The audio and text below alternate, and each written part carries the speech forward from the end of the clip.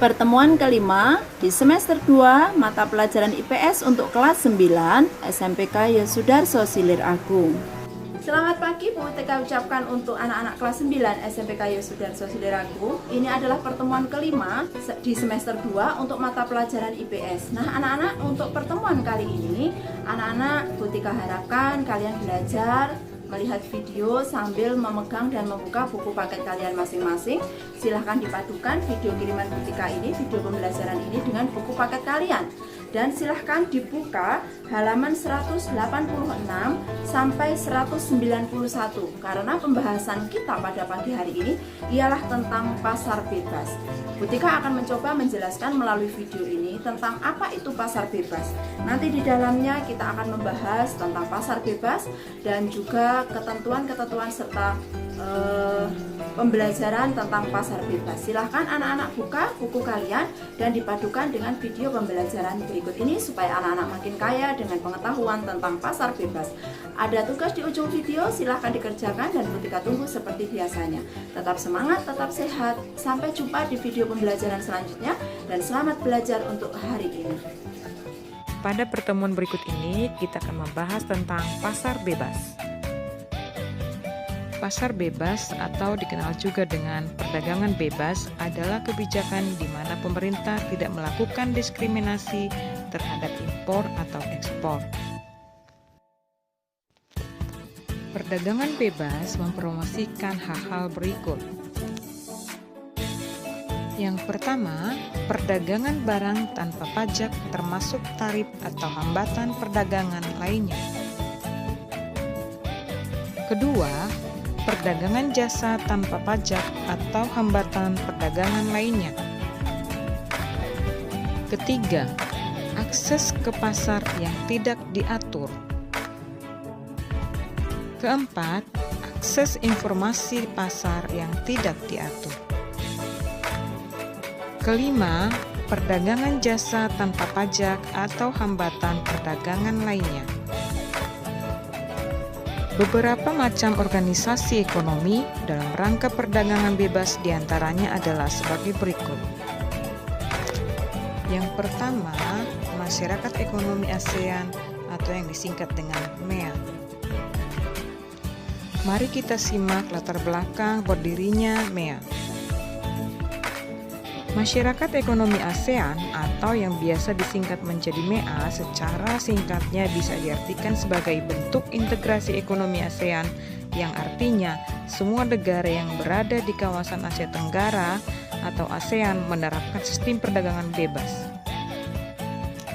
KTT ASEAN yang diselenggarakan di kota Kuala Lumpur, Malaysia pada bulan Desember 1997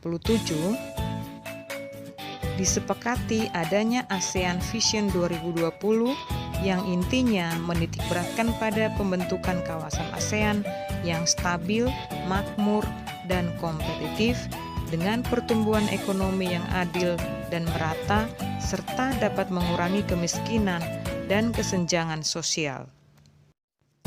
Pada bulan Oktober 2003, ketika KTT ASEAN di Bali, Indonesia menyatakan bahwa masyarakat ekonomi ASEAN atau MEA menjadi tujuan dari integrasi ekonomi regional di kawasan Asia Tenggara yang akan diberlakukan pada tahun 2020. Hal tersebut sesuai dengan deklarasi Cebu yang merupakan salah satu hasil dari KTT ASEAN yang ke-12 pada Januari 2007. Pada KTT tersebut, para pemimpin ASEAN bersepakat untuk mengubah ASEAN menjadi daerah dengan perdagangan bebas baik barang maupun jasa, investasi, tenaga kerja profesional, dan aliran modal atau dana. ASEAN Economic Community yang dibentuk dengan misi menjadikan perekonomian di ASEAN menjadi lebih baik serta mampu bersaing dengan negara-negara dan perekonomiannya lebih maju dibandingkan dengan kondisi negara ASEAN saat ini. Terwujudnya ASEAN Community dapat menjadikan posisi ASEAN menjadi lebih strategis di kancah internasional sehingga terjadi suatu dialog antara sektor yang dimana nantinya juga saling melengkapi di antara para stakeholder sektor ekonomi di negara-negara ASEAN. Selanjutnya, kita akan lihat apa tujuannya.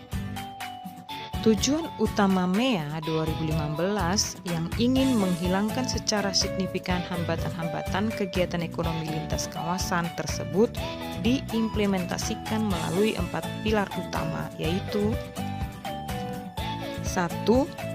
MEA pun akan dijadikan sebagai kawasan yang memiliki perkembangan ekonomi yang merata dengan memprioritaskan pada usaha kecil menengah atau UMKM. Kedua, MEA akan dibentuk sebagai kawasan ekonomi dengan tingkat kompetisi yang tinggi yang memerlukan suatu kebijakan yang meliputi competition policy, consumer protection, intellectual property right atau IPR, taxation, dan e-commerce.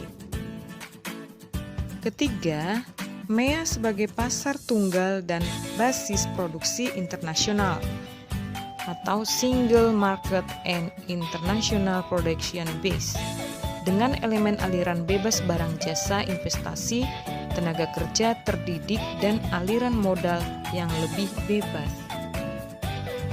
Keempat, MEA akan diintegrasikan secara penuh terhadap perekonomian global. Akan ditingkatkan partisipasi negara-negara di kawasan Asia Tenggara pada jaringan pasokan global melalui pengembangan paket bantuan teknis kepada negara-negara anggota ASEAN yang kurang berkembang. Hal tersebut dilakukan untuk meningkatkan kemampuan industri dan produktivitas sehingga tidak hanya terjadi peningkatan partisipasi mereka pada skala regional, namun juga memunculkan inisiatif untuk terintegrasi secara global.